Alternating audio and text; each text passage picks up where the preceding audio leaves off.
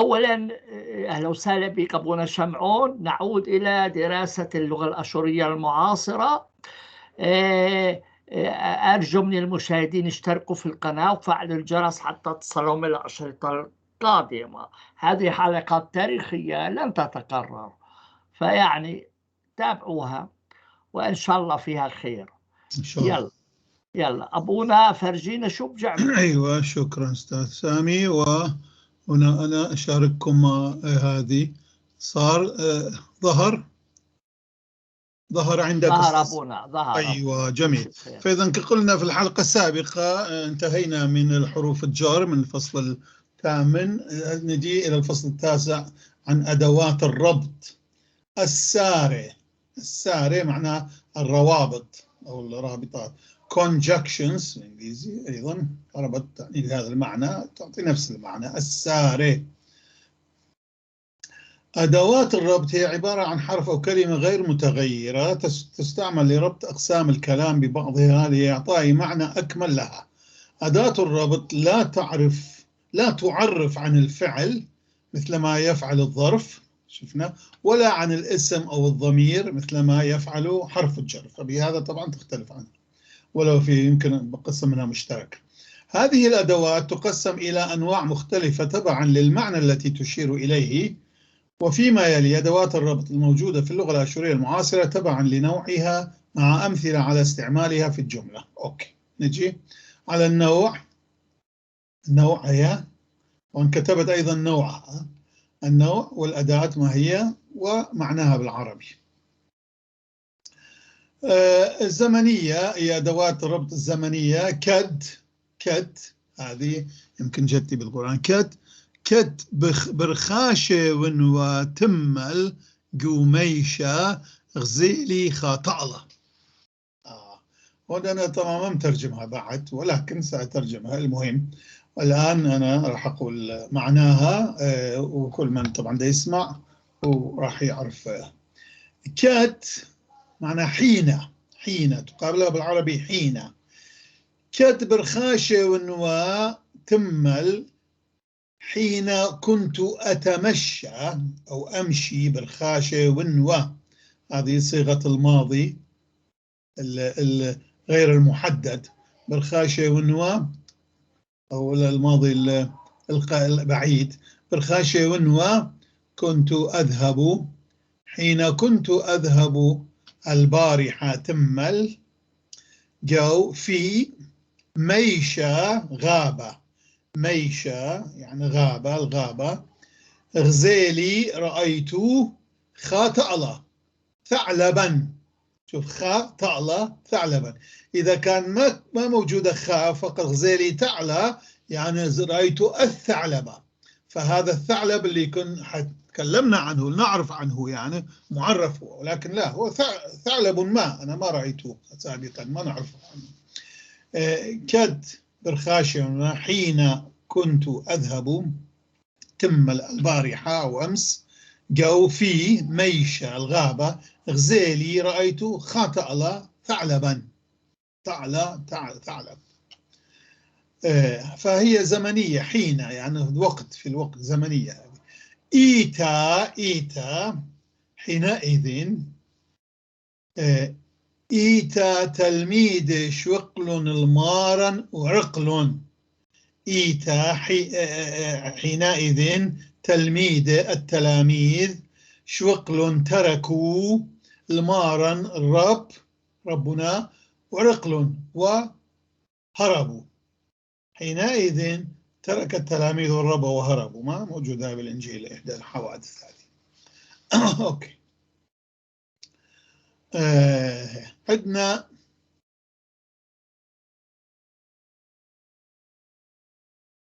اوكي الزمنية ايضا. ايمن ده، هذه ليش يعني ايمن. اوكي هذا شيء اخر. هنا الظاهر الجملة هذه راحت. ليش راحت؟ ايمنت، فنفس المعنى هذه ايت حينئذ او عندما، نفس الشيء نقول عندما رأى التلاميذ عندما رأى التلاميذ اليهود قادمين تركوا الرب وهربوا.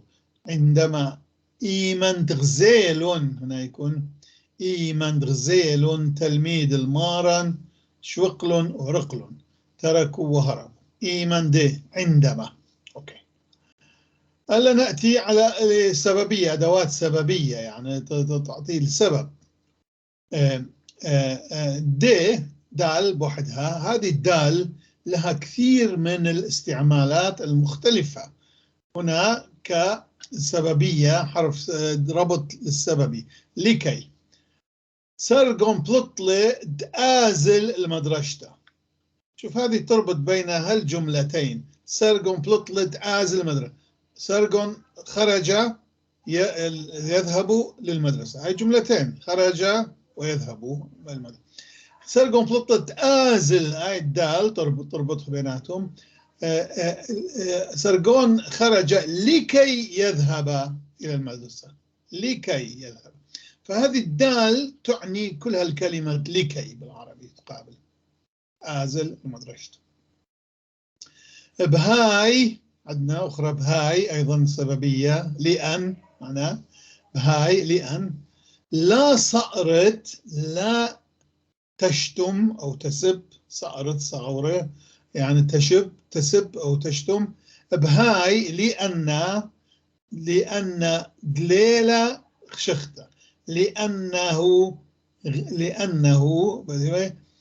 لا ليلة ليست هي لائقة، خشختة لائقة، ليست هي لائقة يعني السبة المسبة، الناشا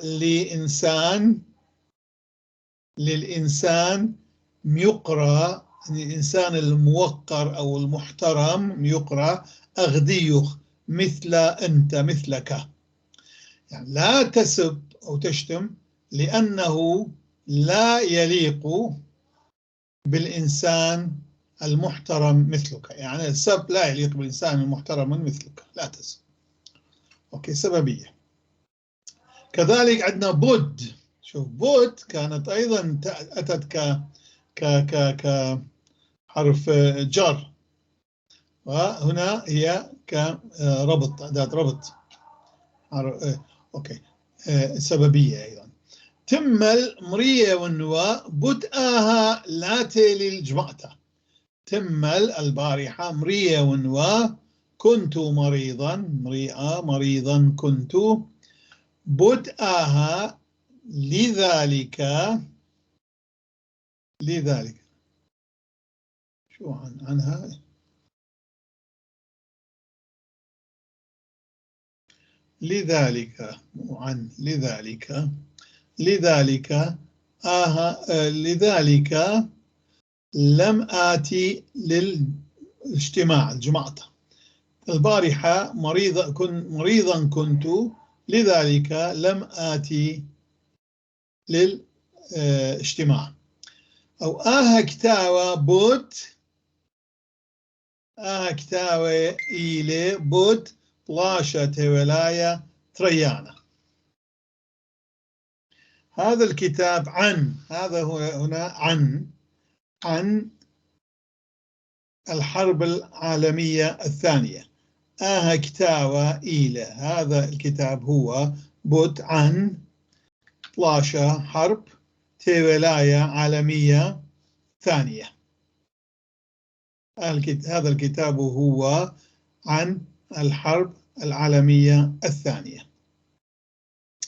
بس إذن بس مو معناها يعني كافي مثل ما في بعض هذه، إنما معناها إذن. تم المريئة وتوا بس قاموا لا قمضت لي. البارحة كنت أنت مريئة وت أنت، كنت مريض أنت، كنت مريضا كنت أنت، كنت. إذن لماذا لم تعلمني؟ لم تعلمني، لا قم مضت لي، لم تعلمني. بعدين عندنا ولو بالرغم من، آبن خليوتا ليلة سباي قا خلمانا آبن ديلا باسمتا. الحلاء أو الحلاوة يعني حلويات خليوتا الحلاء ليلة سباي ليست جيدة قا خلمانا للصحة خلمانا آبن بالرغم أو ولو ديلا باسمته ولو كونها طيبة بالرغم من كونها طيبة. خليوتا الحلاوة ليلة سباي ليست جيدة للصحة خلمانا للصحة بالرغم من أو ولو أنها طيبة. هذه للتوكيد طبعا هذه للتوكيد هي.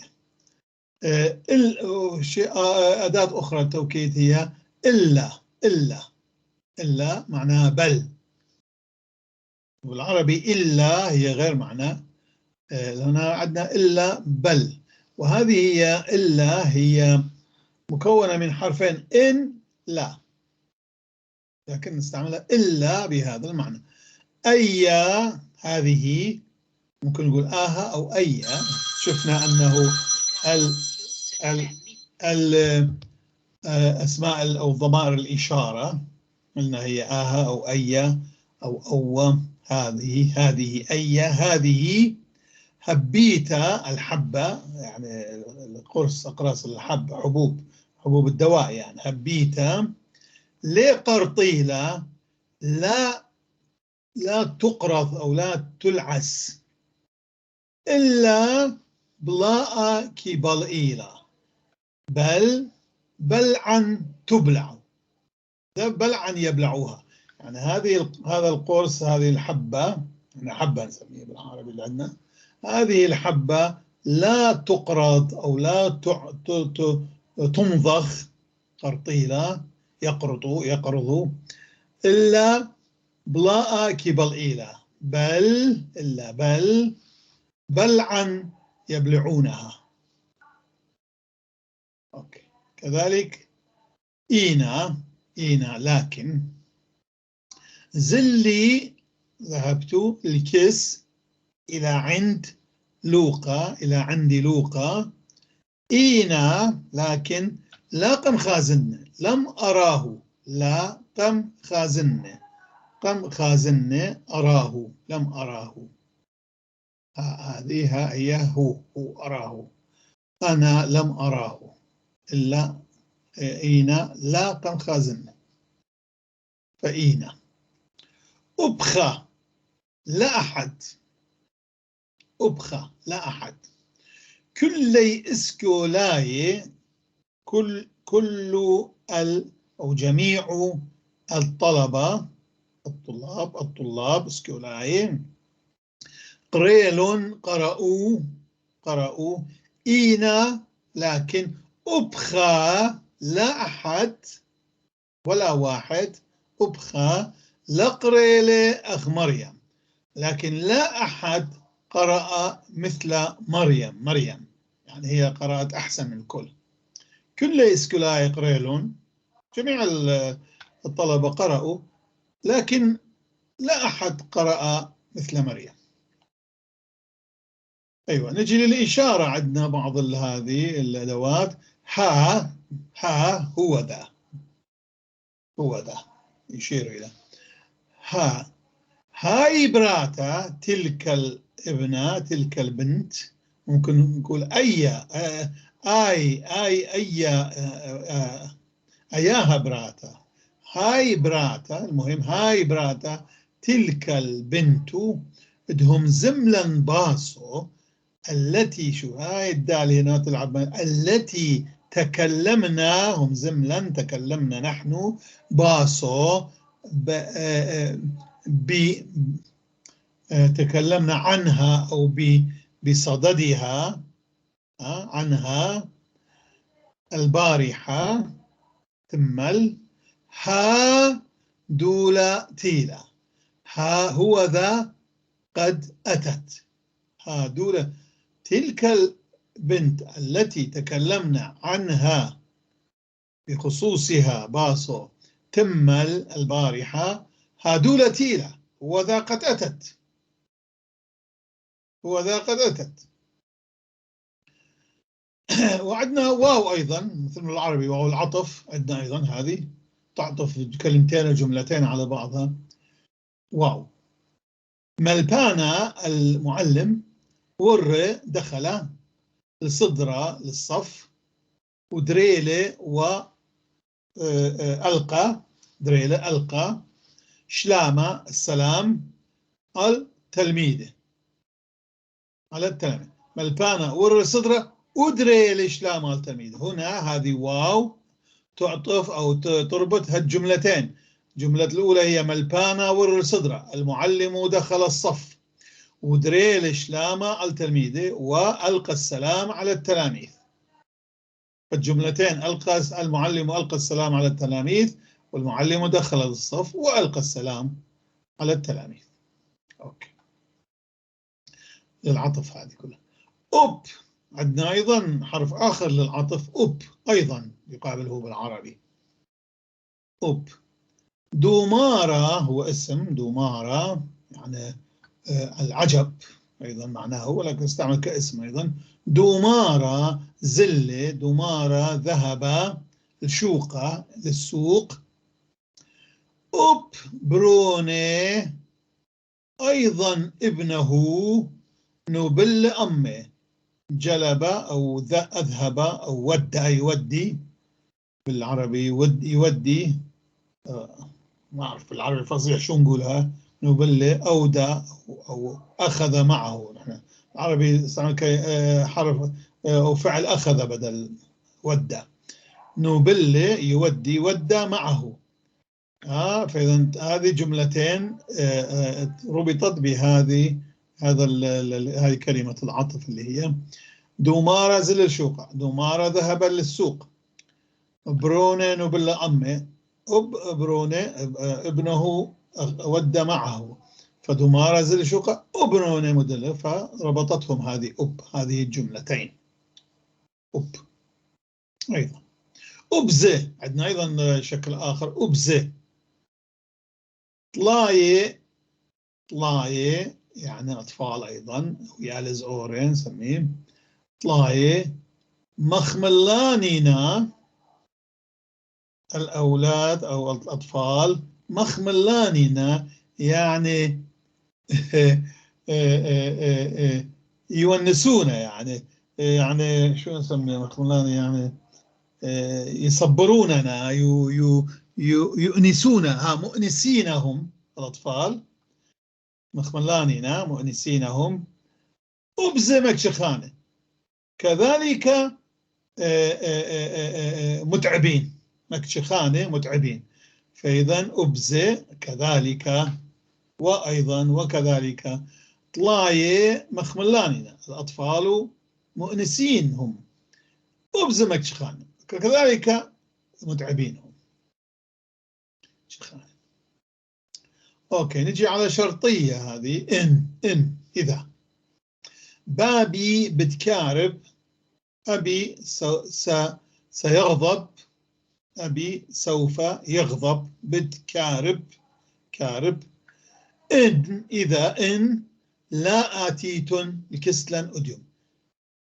إذا لا تأتوا إذا لم تأتوا بالعربي صح الكسلن إلى عندنا اليوم أديم يعني أبي سوف يغضب إن لم تأتوا عندنا اليوم.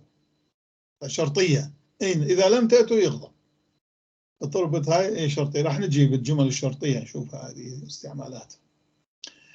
هانا ودين كلمة مركب من كلمتين هانا ودين وتكتب مختصرا بأول حرف من هذه وأول حرف من هذه.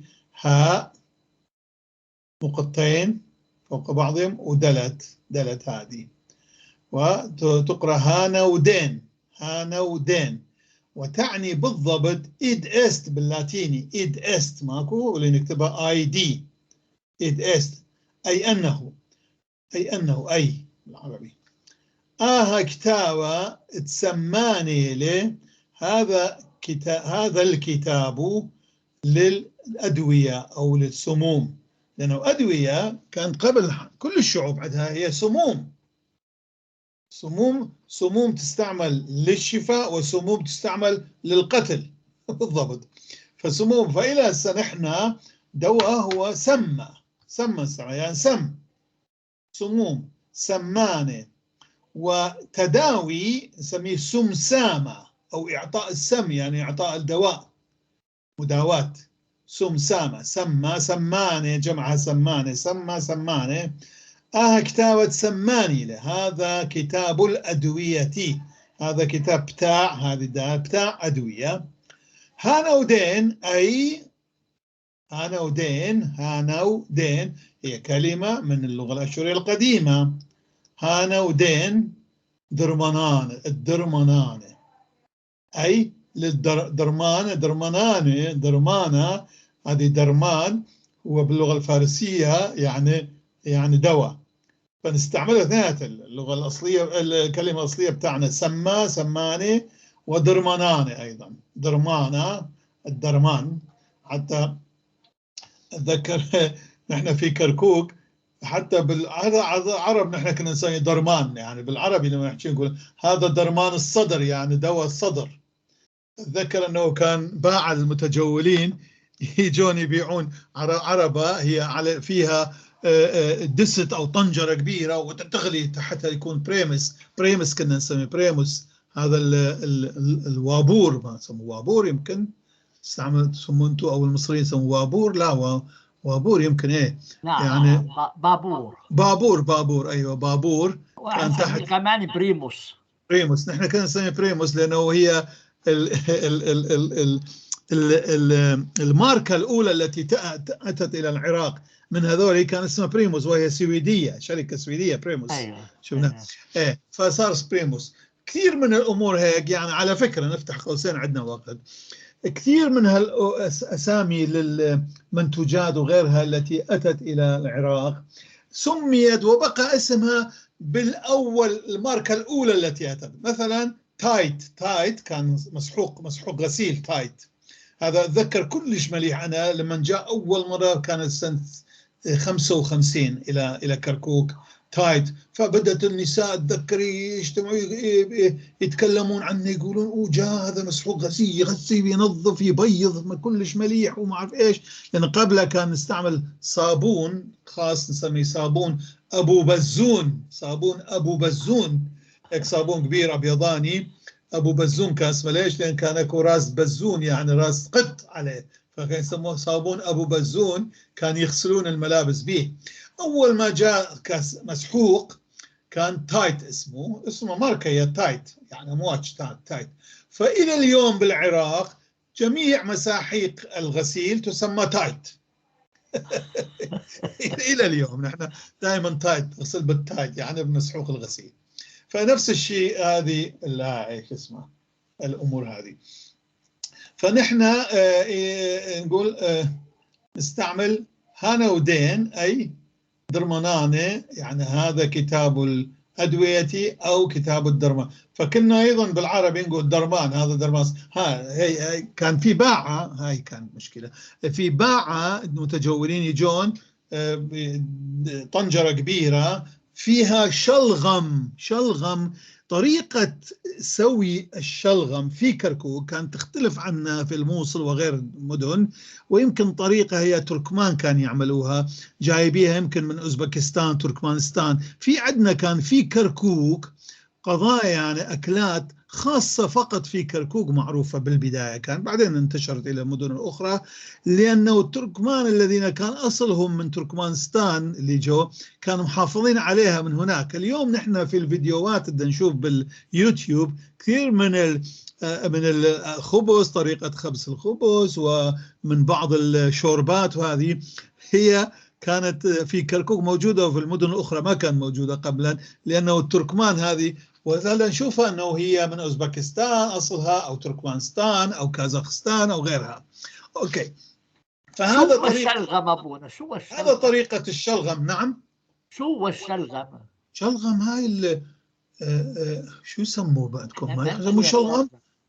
هذه الجذر هيك يكون كبير دائري، يكون شويه مأمور يكون، فيطبخوه طيب جدا وكثير مفيد للجسم. شو يسموه لعد؟ لفت، يمكن لفت. لفت، ايوه لفت. شلغم، ايوه لفت. اذكر صديقي ايليا كان يعمل شلغم. يجيب لفت ويعملها مثل هيك، يحط فيها مخلل ومثل هيك. هاي الطريقة الموصلية، يخلون مخلل مع حمراء. بس طريقة كركوك كشلغم كان يحطون عليها فيها دبس العنب أو التمر، دبس، فكانت تكون هيك سوداء وحلوة جدا، طيبة جدا جدا جدا. فكان يجون هاي بالعربات، ما كل المتباع المتجولين يشوف دست هو وتحتها بريموز وده يغلي الماء وعيشلغم، يحط لك هيك ويقصقصها هي بالسكين. وهناك تشنقال يعني شوكة، كان متطورين شوية في كركوك في وقتها في الخمسينات، كان في شوكة صغيرة، شوكة معاها كنا ناكل. فكان يصيح هو من يجي شلغم درمان الصدر، شلغم درمان الصدر، يعني شلغم هو دواء الصدر اللي يكون هاي بالفعل هي مريحة للصدر وهيك يكون حارة. شلغم درمان الصدر. فكان درمان هو كلمة طبعا فارسية تركية معناها دواء، فنستعملها إلى اليوم نحن بمعية كلمتنا الأصلية سمانة درمانانة. فآها كتابة سماني لهذا كتاب الأدوية، أعني أي أنه كتاب الدرمانان الأدوية أو الدرمانات درمان. أوكي، هانودين، هذه معنى هانودين إيدست.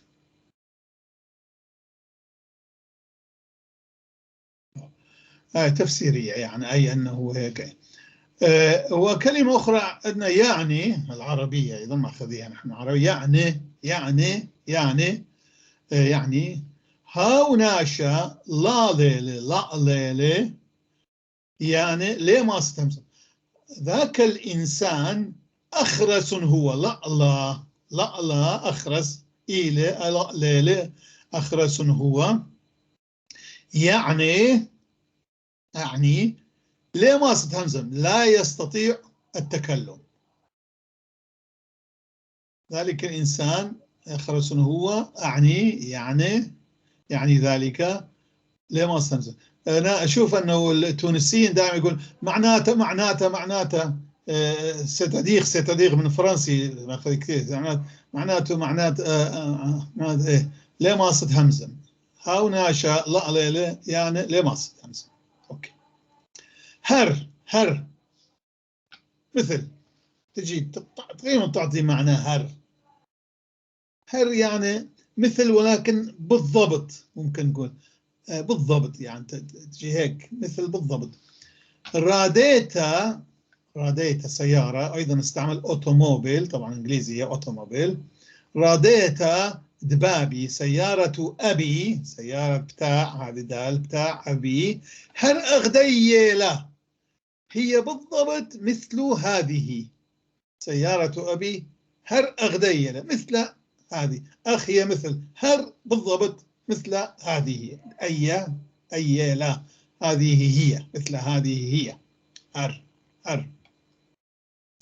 وزي بوحدة، شفنا أبزي مع أب نستعملها، وأيضا نستعملها مع كلمات أخرى لوحدها. زي تعني أيضا كذلك، يعني تقابل أستاذ سامي بالضبط كوي اللاتينية التي توضع بعد الاسم،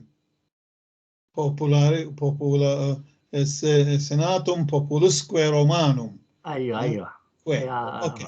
زي شيتا زي، يعني هذه السنة أيضا شيتا زي. كان ممكن نقول أب شيتا بنفس المعنى، ولكن نستعمل كلمة أخرى. شيتا زي ورا من خيا، هذه السنة أيضا عبرت أو راحت أو عبرت من حياتنا، عبرت من من عمرنا، نحن طبعا بالعربي من عمرنا. هالشيء تزور من خيا كثير نستعملها هذه. هالشيء في نهاية السنة لما نكون هالسنة أيضا عبرت من عمرنا شيء زي. أوكي، هناك في بعض الأدوات الربط تكون غائية، لها معنى غاية.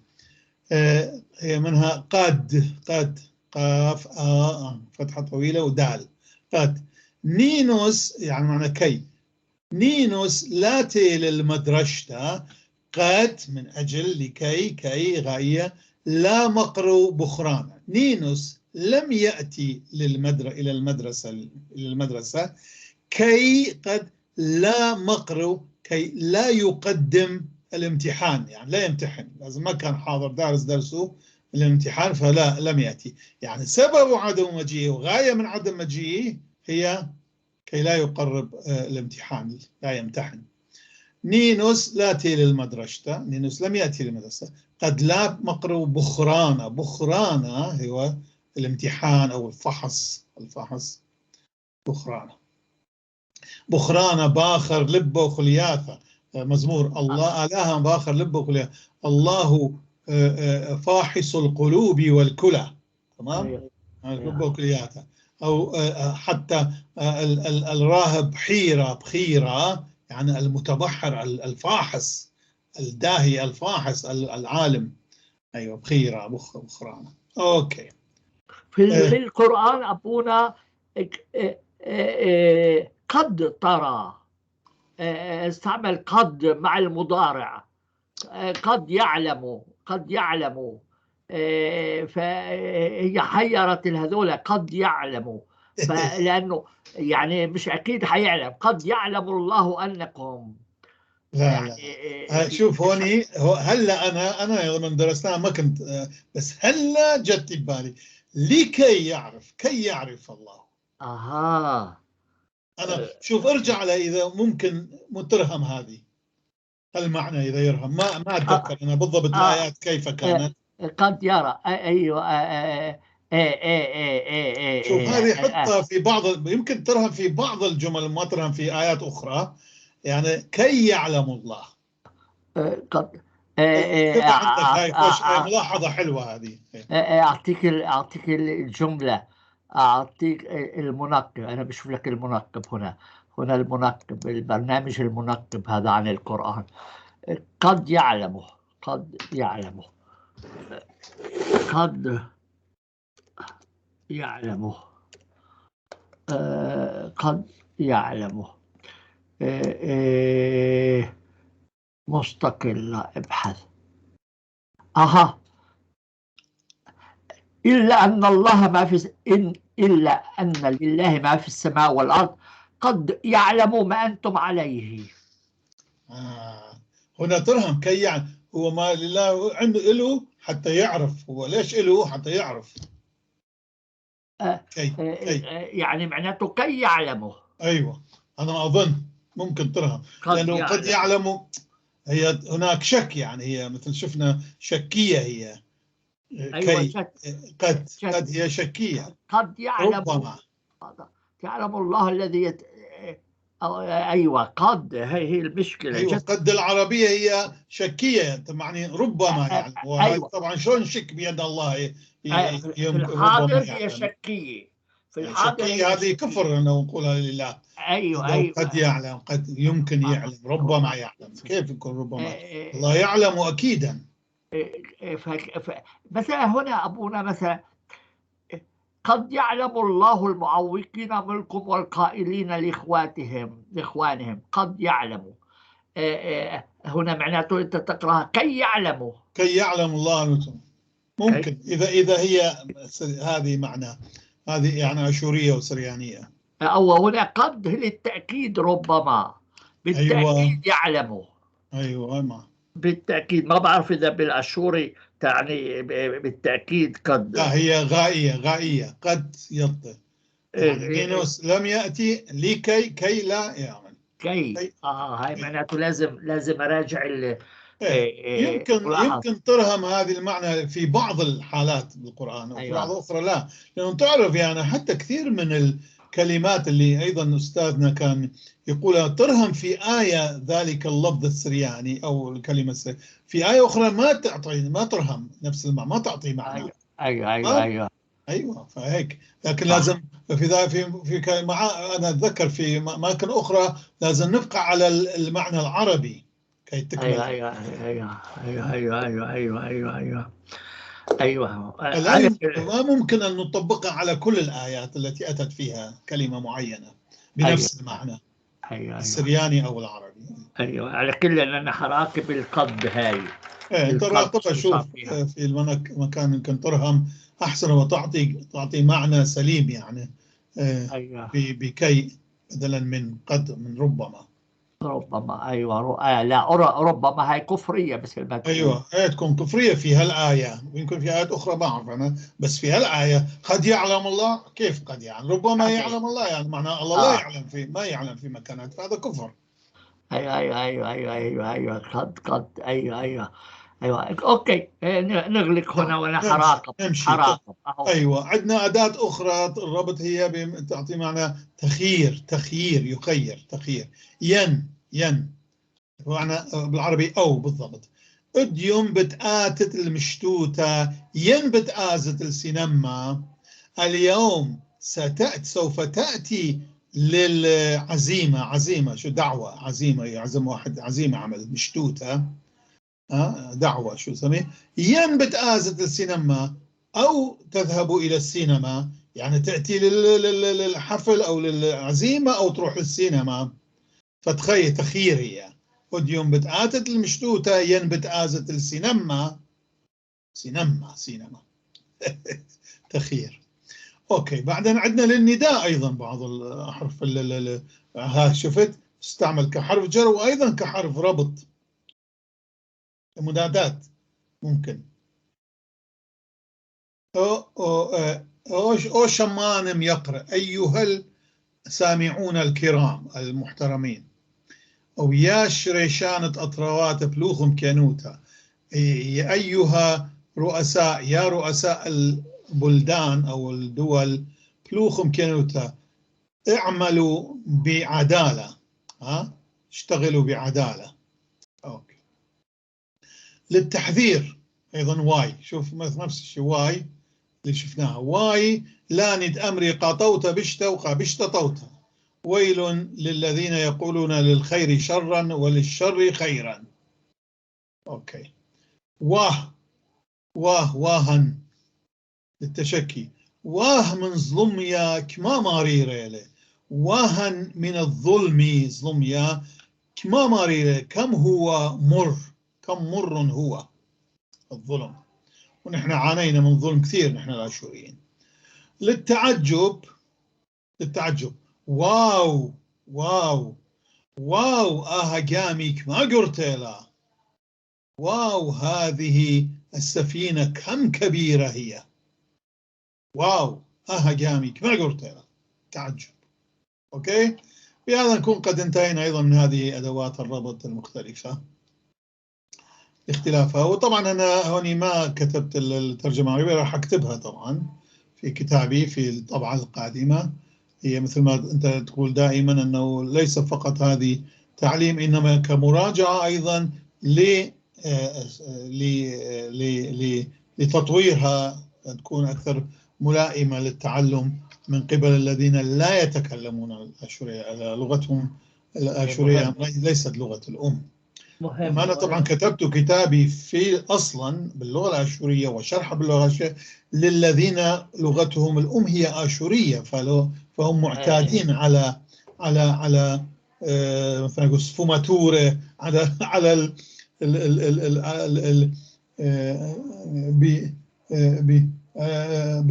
أهل مكة بشعاب اللغة الآشورية. أيوة لا، والآن طبعا بناء على طلبك أنا كتبت ترجمته للعربية وعملت هالشيء هذا، فلذلك أطورها أحسن وأحسن معك. وأنا شاكر لك على كل الملاحظات والتحذيرات أو التنبيهات التي تنبهني إلى بعض الأمور اللي أنا ما انتبهت إليها في خضم شرحي على اللغة العربية، شرحي اللغة الآشورية للمتكلمين بالعربية. نعم. حلو جدا. أيوة. هيك انتهينا احنا مع شو الدرس اللي بعده حيكون؟ في هذه الحلقة الدرس القادم هو الفصل 10 جمل. نتوقف هون، نتوقف أيوة. ولا هي طويل الجمل هذول؟ نعم خليها للحلقة القادمة أيضا. الحلقة القادمة. حلو جدا. أنا إذا اقطع المشاركة وفقط أسلم عليك وسلم على المشاهدين، وأرجوكم تشتركوا في القناة وتفعلوا الجرس حتى تصلكم الأشرطة القادمة. تشكر أبونا على جهدك. شكرا لك. أهو نأمل الخير والناس يستفيدوا، واكتبوا ملاحظاتكم. إذا شيء مش فاهمينه أو مثل هيك استفسروا، ما تدري. أبونا عامة يعني بتابع من وقت لآخر. أهو يعني أنا قبل الحلقة شفت الحلقة السابقة كان بها فقط مداخلتين، ولكن لم تكن لا سؤال ولا هذه، إنما فقط على كل يعني إحنا بنكون باللي علينا. نعم نحن حاضرين للمساعدة لكل توضيح لكل هذه. أما أن واحد يجي يقول يزايد علينا، فنحن ما دخلنا به، ما دخلنا يعني نقبله منه، ولكن لا نتبناه. بطبيعة الحال يعني كل واحد حر يبدي رأيه كيفما كان بطريقة طبعا حضارية. حضاري. صحيح. أيوة بالضبط. أبونا أنا جدا سعيد إنه أنت نبهتني. أنا كان راحت علي هدول الحلقتين لأنه عقلي مشغول بألف شغلة وشغلة. بالطبعة الرابعة للقرآن. أقدر ظروفك وحالتك، وأقول دائما الله يساعدك. الله يعيني. الله يساعدك. فعلا الله يساعدني. شو نساوي أبونا؟ الله يساعدني. أنا بعد يومين حطع نسخة جديدة كمان من كتابي بالأكاديمية علشان يشوفوا الناس يعني وين وصلنا وين ما وصلنا. حلو. لأنه ما تدري الأعمار بيد الله. ما بيد الله. يعطيك طولة العمر ونخلص من هاي الطبعة على بالسلامة. بس هاي بدها تاخذ مني من هون لآخر السنة يعني شغل. بس الله بعين، احنا عندنا وقت، ما مشكلة. بإذن الله وبمشيئة الرب نحن نكمل قد ما بيدنا، والبقية وعلينا. أبونا رب شبريخة. شكرا جزيلا. وإلى اللقاء في يوم الاثنين إن شاء الله. إن شاء الله. مع السلامة أبونا، مع السلامة.